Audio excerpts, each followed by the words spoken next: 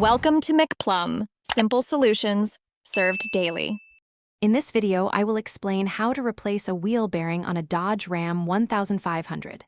First, gather all necessary tools, including a 21mm socket, a 36mm socket, and a torque wrench. You'll also need a new wheel bearing assembly and a fresh cotter pin. Always work on a level surface with the parking brake engaged for safety. Now let's get to the disassembly.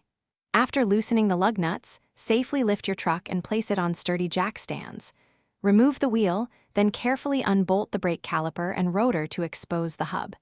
Disconnect the ABS sensor wire and remove the large axle nut, which is usually 36mm. Finally, unbolt the 3 hub assembly bolts from the steering knuckle. With the old bearing out, it's time for the new one. First, clean the steering knuckle's mounting surface to ensure a proper fit. Carefully slide the new wheel bearing assembly into place, aligning the 3 bolt holes. Torque these mounting bolts to 130 foot-pounds. Reconnect the ABS sensor and then tighten the axle nut to 185 foot-pounds, securing it with a new cotter pin. Almost done, reinstall the brake rotor, then the caliper, and finally the wheel. Once the truck is back on the ground, torque the lug nuts to 130 foot-pounds. Take your Dodge Ram 1500 for a short test drive at low speeds.